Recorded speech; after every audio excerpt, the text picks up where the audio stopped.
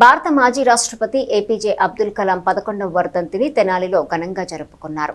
Sheikh Kalesha Meeravali friends Ganganammapeta మిత్రమండలి గార్మీ జెండా ఆధ్వర్యంలో ఈ వేడుకలను నిర్వహించారు. ఉదయం 9 గంటల ప్రాంతంలో the Indian red cross society Tenali శాఖలో రక్తదాన శిబిరం నిర్వహించారు.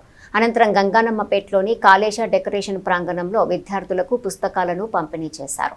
అనంతరం అన్నదానం చేశారు. ఈ కార్యక్రమాల్లో విజయవాడలోని శ్రీ కనకదుర్గ అమ్మవారి దేవస్థానం పాలక మండలి సభ్యుడు Thotakura Venkataramana, Vaishnavi college principal Patibandla Srinivasarao, red cross Tenali chairperson Mummaneni Bhanumathi, సామాజిక సేవకుడు Kurra Srinu, Pesarlanka Ramana, Cheemakurthi Ramachandra, Pendyala Leela, K Subrahmanyam, K Suman, Rajasekhar, Erra Mastan, Chinna Babji, J Bheem, Ashok Babu, Sampath Naidu, Dubai Babu, NRK Sharma, NCC master Swamy, Munipalli Vamsi, Shaik Moulali, Nagaraju, హిమాంబ్ తదితరులు పాల్గొన్నారు.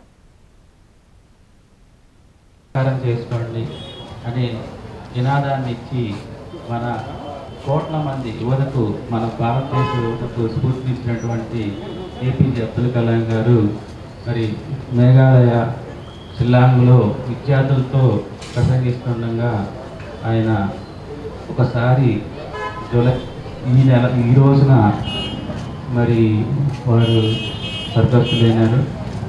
అటువంటి మహానుభావుడిని స్మరించుకుంటూ మరి ఇటువంటి కార్యక్రమాన్ని కాళేశా డెకరేషన్ వారు ఏర్పాటు చేయడం అందరికీ కూడా యువతకు చాలా అవసరం.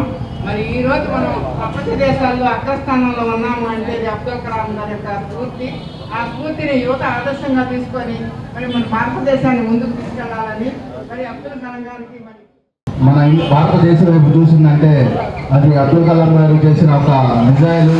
అదేవిధంగా అతను పేద కుటుంబం నుండి వచ్చి అంత పెద్ద రాష్ట్రపతిగా మన భారతదేశానికి రాష్ట్రపతిగా పనిచేసి వారి యొక్క నిజాయిలు తయారు చేసి మన భారతదేశానికి ఎంతో పేరు సాధించిన పెద్ద వ్యక్తి.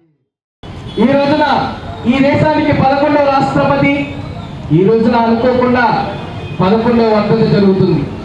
ఎక్కడో రామేశ్వరంలో పుట్టిన వ్యక్తి రాష్ట్రపతి అయ్యాలని అనుకుంటే పొరపాటు. ఎందుకంటే ఆయన కర్మజీవి. అలాంటి జీవి మన కోసం, మన పిల్లల కోసం, రేపటి తరం కోసం నిరంతరం శ్రమించిన ఆ మహోన్నత వ్యక్తికి శిరస్సు వంచి పాదావందనం చేసి ఈ రోజున మనమందరం కూడా వారిని గుర్తు చేసుకుంటున్నాం. ఎందువల్లంటే ఆయన గురువులు ఏనాడు మర్చిపోలేడు. 11వ రాష్ట్రపతిగా అనేక సేవలు అందించి ఎన్నో దేశాలలో మన యొక్క భారతదేశ ప్రతిభను చాటినటువంటి మహానుభావుడు మరి అబ్దుల్ కలాం గారు. ఆయన జీవితం తప్ప ఒక రూపాయి కూడా ఎరుగనటువంటి వ్యక్తి.